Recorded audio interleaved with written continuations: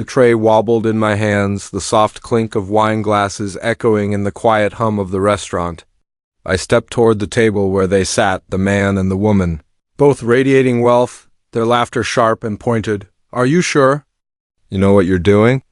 The man sneered, leaning back like my presence amused him. Heat flared in my chest. I forced a smile, teeth clenched. "Yes, sir, right away," I swallowed hard. I've been invisible for too long. "This ends tonight," the woman's lips curled into a cruel smirk. "Your accent, it's so exotic. Can you say it again?" "Chardonnay?" Slowly. Each syllable pressed against me, heavy as lead. I placed the tray down carefully. "Chardonnay," I said, crisp, steady, though every nerve trembled. The man's laughter rang out, sharp and contemptuous. "Good, don't drop anything." "That would be unfortunate." I nodded, biting back the urge to snap. Silence stretched around us like a blade. The other diners whispered, curious, hesitant, but none intervened. The manager averted his gaze, pretending he didn't see. The isolation burned hotter than their words. "Do you always serve like this?" The woman whispered, leaning forward, eyes glittering.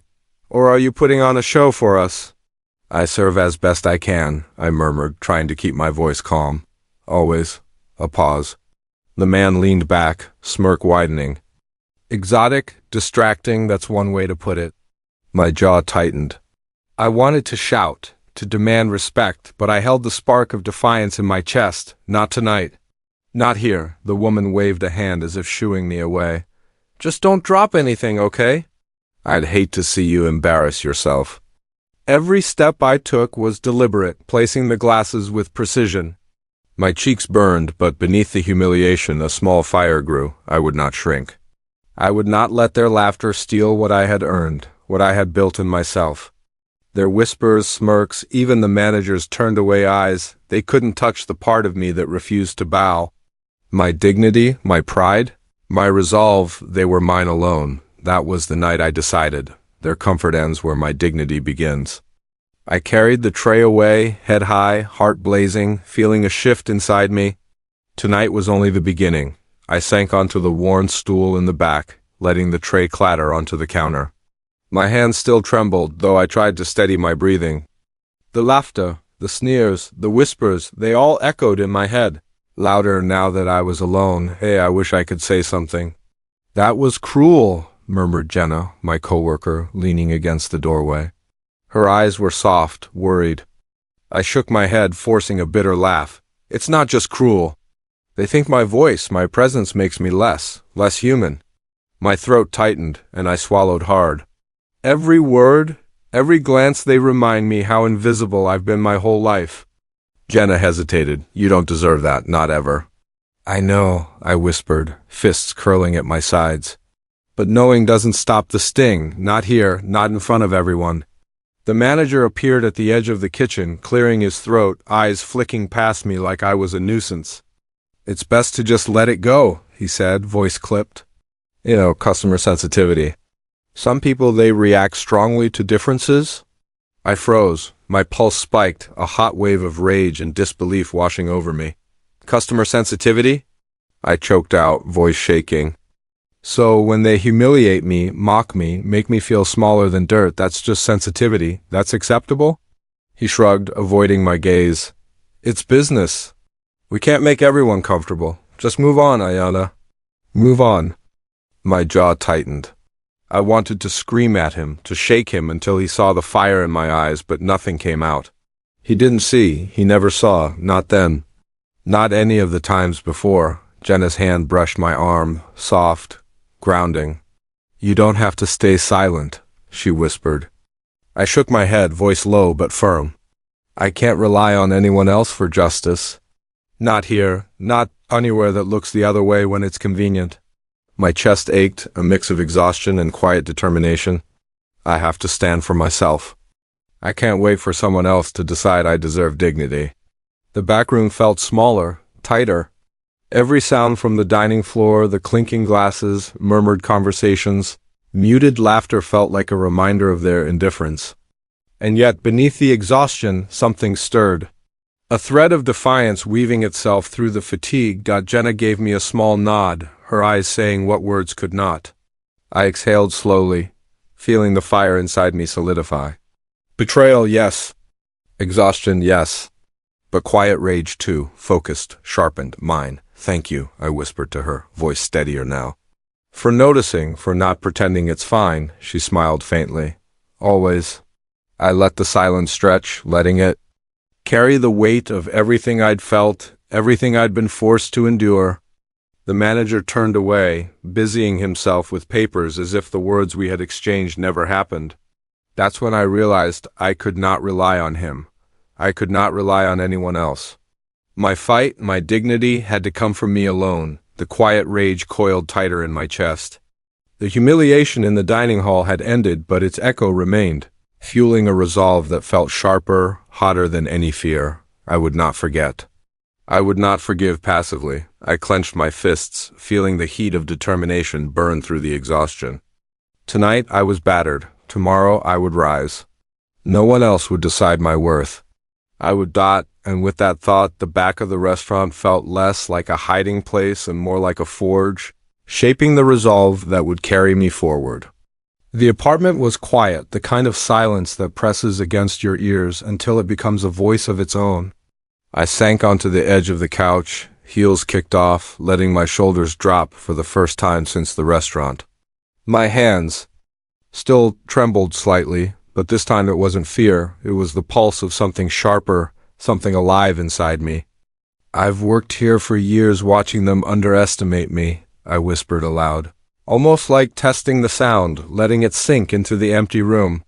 Tomorrow, I start planning. The words felt strange and thrilling, like sparks against dry kindling.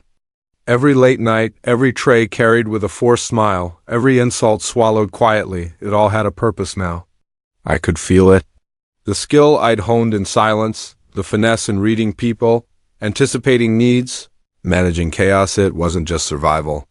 It was power. I leaned back, running my fingers through my hair, muttering to myself. I know this place inside out, the routines, the weaknesses, the blind spots. I've seen it all, and they never noticed. Not once.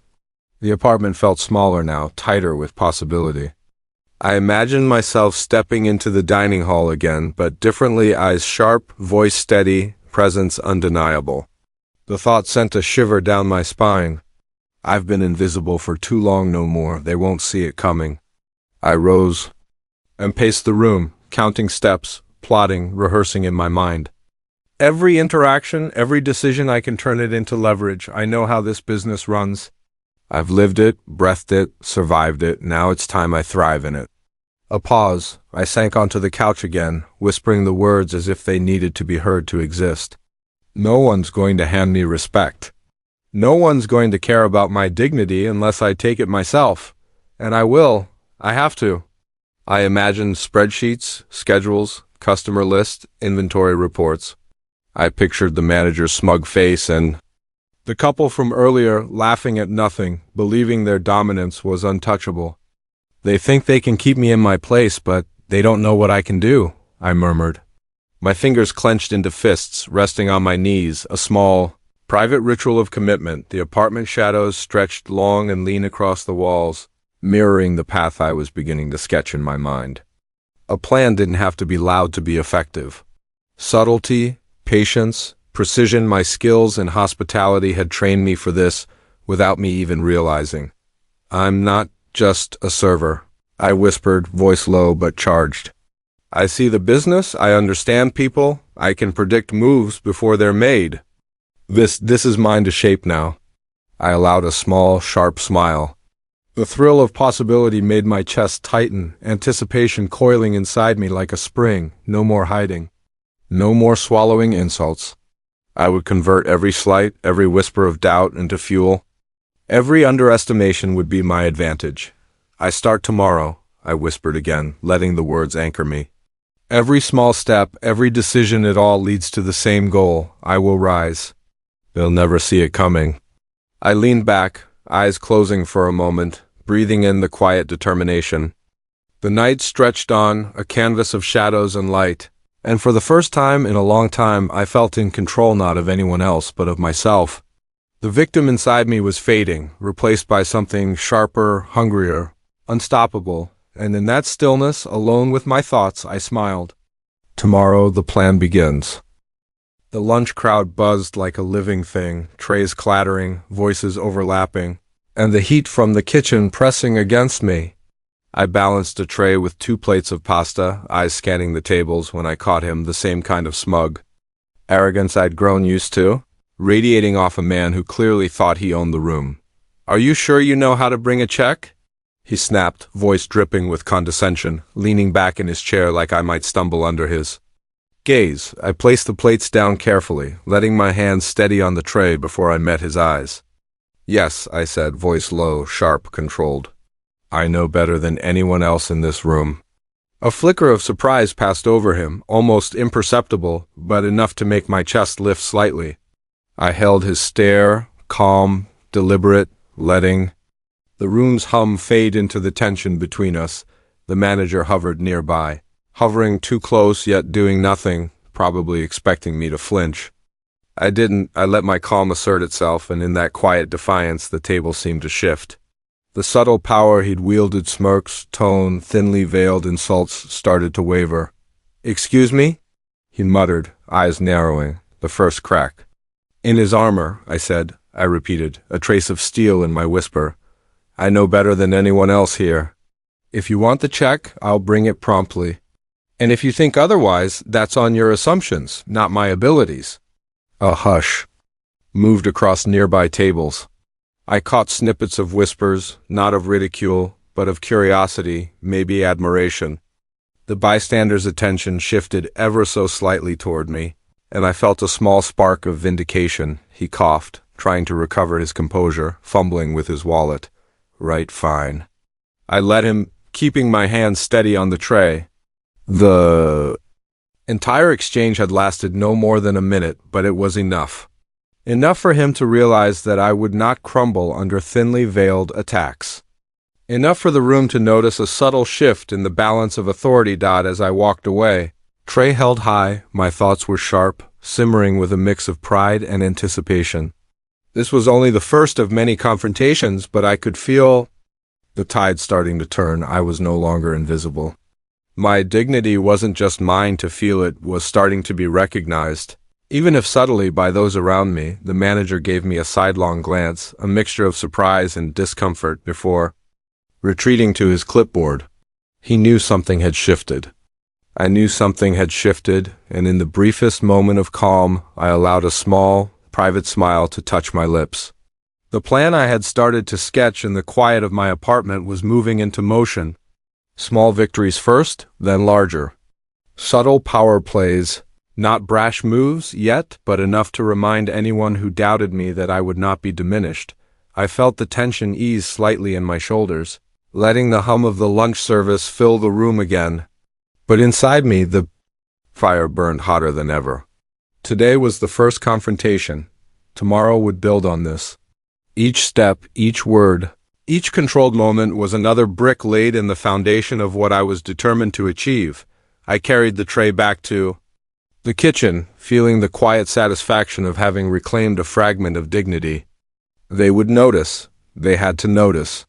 And I would not stop until they understood that every slight, every whispered insult would no longer define me. The confrontation had ended, but the message was clear, not just to him, but to everyone watching.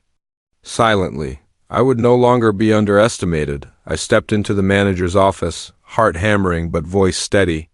The door clicked shut behind me, muffling the noise of the lunch rush. My coworker lingered in the corner, silent, watching, listening. I could feel their eyes on me, and it bolstered the fire burning in my chest.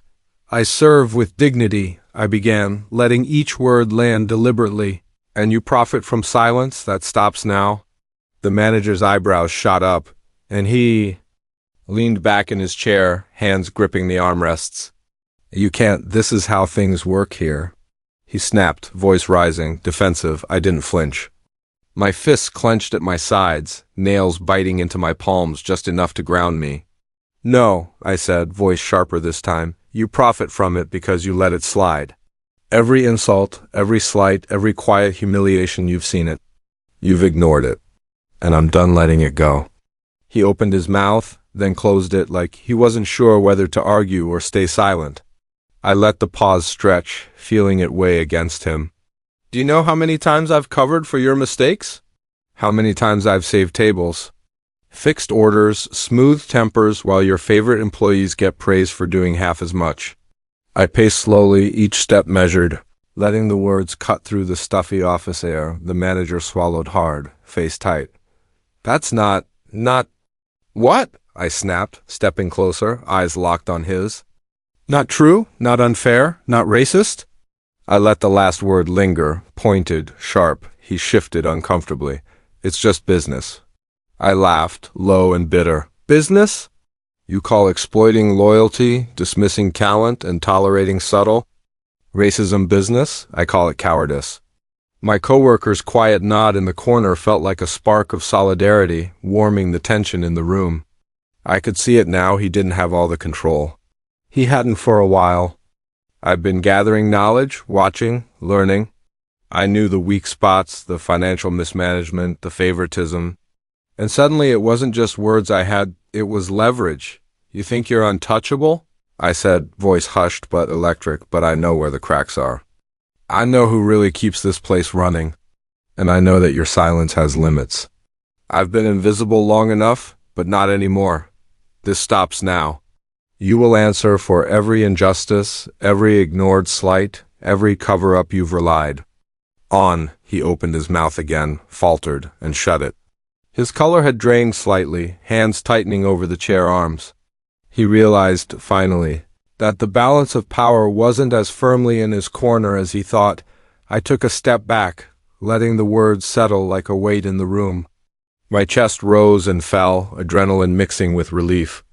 And just so we're clear, I whispered, almost to myself, I have allies. Loyal coworkers who've seen it all. I have the proof. And I won't let this go unnoticed any longer.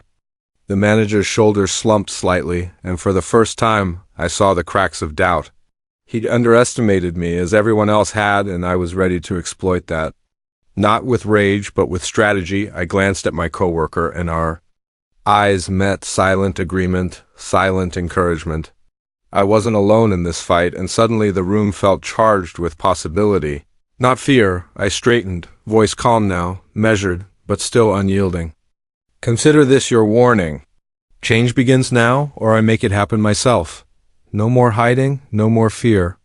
The turning point had arrived, not with a public confrontation, not with a spectacle, but here, in a quiet office, with my words sharp, and my resolve sharper, and as I stepped out, letting the door click softly behind me, I felt the shift. The air was different, heavy with tension, but alive with potential. I was no longer just surviving, I was asserting myself. I was claiming my power. The fight was just beginning, but I had taken the first decisive step. I spread the papers across my small kitchen table, the dim light above casting long shadows over my hands. Each document felt heavy, not just with numbers and legal terms, but with possibility. My mentor sat across from me, calm, deliberate. Like the eye in the storm I was brewing. You have every right to take them down, she said, voice steady, eyes locked on mine. Legally and ethically? You're not just angry, you're justified, I nodded, letting the words sink in. Anger only gets you so far, I murmured, tracing the edge of a financial report. I won't just leave. I'll make sure they feel the consequences of every sneer, every slight, every whispered insult. Her lips curved slightly, approving. That's the difference between revenge and justice, Ayana. You're smart, prepared, patient. Use it. I leaned back in my chair, imagining the steps ahead. Tomorrow I'll start gathering more evidence. Payroll discrepancies, customer complaints ignored, favoritism documented, all of it. My voice hardened with resolve. I want a record so airtight they can't deny it, can't deflect it. She nodded again. And your coworkers? They're with you, right? I smiled faintly, thinking of the quiet nods in the manager's office, the little gestures of solidarity. Yes, they've been watching, waiting, they'll help. Discretion is key. If he suspects too early, it'll all collapse. My mentor tapped a pen against her notebook, thoughtful. And emotionally, this isn't just paperwork. You have to stay focused, controlled. Let your strategy lead, not your anger. I clenched my fists, feeling the familiar surge of quiet fury, tempered now with purpose. Anger fuels the plan, not the execution. I've been invisible too long, I've absorbed too much, but this is methodical. I'll hit every weak spot, but with precision. She leaned forward, voice low, conspiratorial. You're going to change the game, Ayana. You already have, just by realizing your power. The rest is details, timing, leverage. I let out a slow breath, imagining the manager's face when the evidence lands. His confidence built on silence, and favoritism will crumble. Not violently, no spectacle, but decisively. Justice, not chaos. I want it to be clean, I whispered, almost to myself. Every sneer, every dismissed complaint, every cover-up exposed with their own systems, their own rules. Karma dressed as accountability. Mentor nodded, eyes glinting. Exactly. And that's where your moral authority comes in. People respect fairness even when they fear exposure. You'll have both power and credibility. I glanced at the papers again, imagining scenarios, conversations, and reactions. I've mapped out the meetings, the legal routes, the timing. If I move carefully, I can ensure he can't gaslight or intimidate anyone. They'll see clearly what's happening. There's no escape hatch this time. You're thinking ahead, she said, smiling now, approvingly. And remember, this isn't just about them. It's about reclaiming your space, your dignity, and proving that silent compliance isn't the only option. I let her words sink in. It felt like a seed rooting deep inside me, steady and unyielding. I wasn't just planning retaliation, I was constructing a path to justice, one that couldn't be ignored or silenced. I'll start quietly, I murmured, voice low but firm. Conversations, notes, cross-referencing, all without tipping. Him off, every step calculated, every move deliberate. She leaned back, satisfaction in her eyes. Good, that's exactly the mindset you need. You're no longer reactive, you're proactive, and that's dangerous for them. I allowed a small, almost imperceptible smile. Dangerous, that word warmed me. They had relied on underestimating. Me counting on my silence. They had no idea what was coming. I folded the papers, stacked them neatly, and stood. The room felt different now, charged with anticipation. Not fear, not anger, but calculated confidence. Each plan, each document, each whispered conversation was a building block toward the reckoning they never saw coming. I'll make them accountable, I whispered to the empty room, and they'll learn that comfort ends where dignity begins. The night stretched ahead, filled with quiet plotting, careful phone calls, and legal research. But for the first time in a long time, I wasn't just surviving. I was orchestrating the outcome, shaping the narrative. I was the force they underestimated. That would be their downfall. I walked into the dining room like I owned the air itself. The chatter of midday lunch collided with the clink of cutlery, but I moved through it with calm precision, eyes scanning for the table I knew all too well. There they were, the couple from last night, their arrogance still hanging around them. Like perfume. Only this time I wasn't the one shrinking. You'll find your table reserved under my name from now on. I said, my voice even steady, but laced with authority. The man froze mid-sip of his water, his eyes narrowing, disbelief flashing across his face. The woman's mouth fell open, a sharp intake of breath betraying her composure. A few diners nearby glanced up, murmuring, curious, startled, their silence suddenly feeling like judgment. What do you mean? He sputtered, voice shaky. A crack in the confident facade I'd seen him wear like armor. I leaned slightly closer, letting my eyes hold his, unflinching. I mean exactly what I said. From now on, your table is unavailable unless you treat everyone here with basic respect. Consider it a courtesy and a warning. The woman hissed under her breath, muttering something I didn't catch, but the tension radiating from her made it clear she was furious. I ignored it. I could feel the room shift subtly, the staff stealing glances at me, a few nodding ever so slightly, understanding without words. You can't do that. He snapped, a faltering attempt to reclaim power. I tilted my head. Voice calm but cold, letting the authority in it resonate. I already can, and you know it. Every action has consequences, and this is yours. He looked around as if seeking support from onlookers, but the whispers of admiration and quiet, respect for my composure had filled the room. The silent witnesses were no longer just spectators, they were allies in effect, the woman muttered, sharper this time. This is absurd. Yes, I murmured, almost kindly. It's absurd that you thought mistreating someone could go unnoticed. It isn't anymore. A pause hung in the air, a fragile, electric moment where their certainty began to crumble. I could see it in the way his shoulders tensed, the way she shifted uncomfortably in her chair. Their smirks had vanished, replaced by the creeping panic of social impotence. He started, then faltered, realizing his usual tactics belittling. Gaslighting, mocking were useless here. I didn't flinch. I held my ground, silent but present, a force neither apologetic nor aggressive. Just uncheckable. The woman crossed her arms, lips pressed tight, muttering something about speaking to the manager. I smiled faintly, letting the wordless confirmation hang in the air. I had already spoken.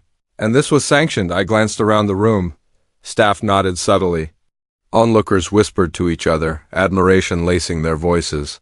And I realized, then that power doesn't roar. Sometimes it waits, calm, calculated, until it becomes undeniable. You'll find your table is no longer available, I repeated, letting each word land like a measured blow. And I suggest you remember this the next time you assume superiority over anyone. Their faces paled. Shock, fury, helplessness, the mix was intoxicating in its validation. I stepped back, letting the weight of my presence linger in the air. I didn't need to raise my voice, argue, or threaten further. The shift had already occurred. As I turned away, moving toward my duties with steady grace, I felt it, the quiet, simmering satisfaction that comes from reclaiming power without losing integrity. The diner's arrogance had met its match, not with aggression, but with poise, moral authority, and the courage to stand unshaken. And for the first time, the room once a stage for humiliation was mine. The boardroom smelled of polished wood and sterile ambition, but I wasn't here for appearances. Every eye was on me, the manager, my former tormentors, the staff who had whispered behind closed doors for years. I stood tall, letting the weight of the moment settle around me like armor. For years. You dismissed me, I began, voice steady but layered with ice and fire. Today I serve justice, not just dinner. The manager froze, lips trembling. I never meant. I cut him off with a sharp glance, letting the silence speak louder than any words. The staff leaned in, curiosity and anticipation mirrored in their faces. The diners I'd confronted before squirmed, realizing that the safe arrogance they once wore so comfortably was gone. You see, I continued, pacing slowly, letting my gaze land on each guilty party. It's not just my voice they mocked. It's my integrity, my skills, my right to dignity, and for what? Their profit? Their ego? The manager swallowed hard, eyes darting around the room, desperately seeking some escape. Ayana, this isn't necessary, he murmured, voice trembling. I shook my head, whispering under my breath, more to myself than to him. Necessary? It's overdue. Turning to the diners, my tone sharpened, precise.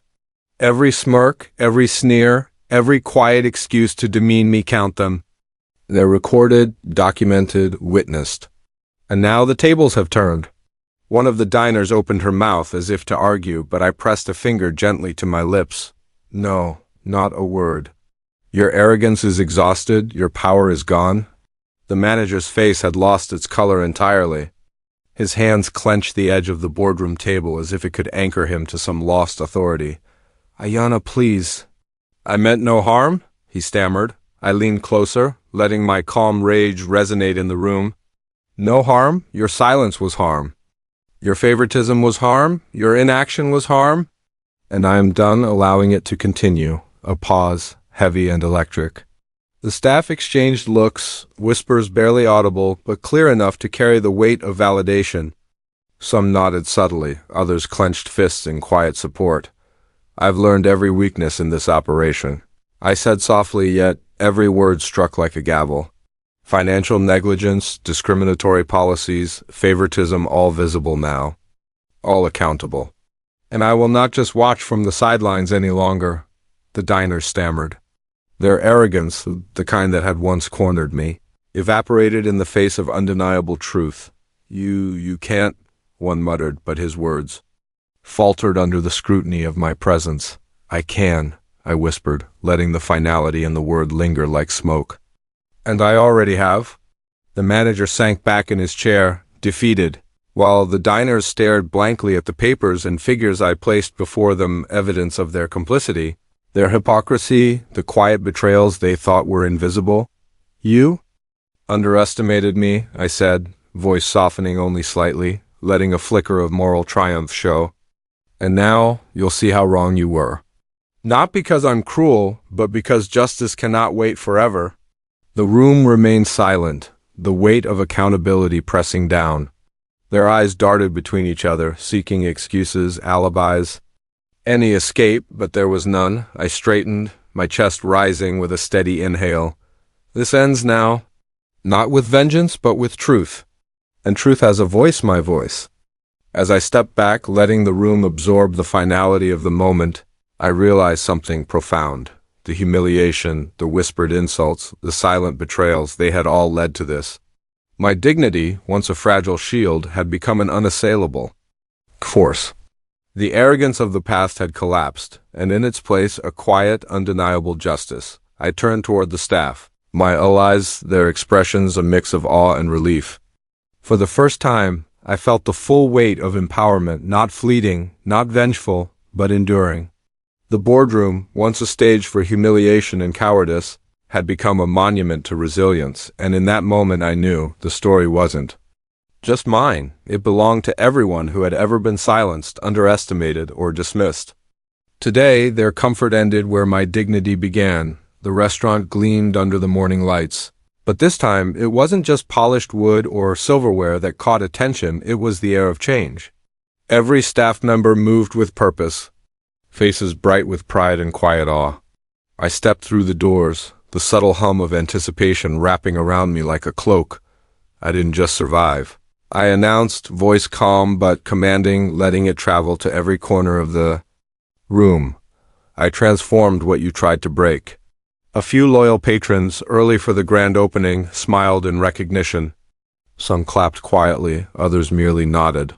As if they'd known the storm had passed and justice had settled in, the former diners, those who had sneered, whispered and demeaned me, stood frozen near a corner. Their mouths opened, ready for excuses, but no words came. Silence held them prisoner. I could almost hear the whispers behind their bravado crack like thin ice. Reservations are now under my oversight. I continued, gesturing to the list with a steady hand. Every table, every booking, every privilege earned by respect, not entitlement. Anyone who doubts that is free to leave. A gasp rippled through the room as former antagonists glanced at each other, panic shadowing their features. The staff exchanged subtle looks, some barely hiding their pride, others shaking with contained laughter. It was a quiet rebellion made visible, our authority restored. Theirs dismantled. One of the antagonistic diners, trembling, tried to mutter, "Ayana, you can't." I held up a hand, cutting through the feeble protest. I already can. And I already have. Today you see the world as I've always had to navigate it, through integrity, foresight, and unwavering dignity. The room seemed to hold its breath. Every action, every gesture, every choice I'd made over months had led here. I let my eyes travel across my team, each face a testament to loyalty, resilience, and courage. They had watched, waited, and now they witnessed the culmination of our collective patience. A former staff member who had once doubted me stepped forward, offering a quiet nod. I returned it, understanding their subtle confession. They had learned, like everyone else, that power misused inevitably crumbles. I won't speak of revenge, I said softly, but with unmistakable authority. Justice isn't cruelty, it's clarity. It's exposing the truth in a way that can't be ignored. The diners turned away, shoulders slumped, murmurs fading into nothingness.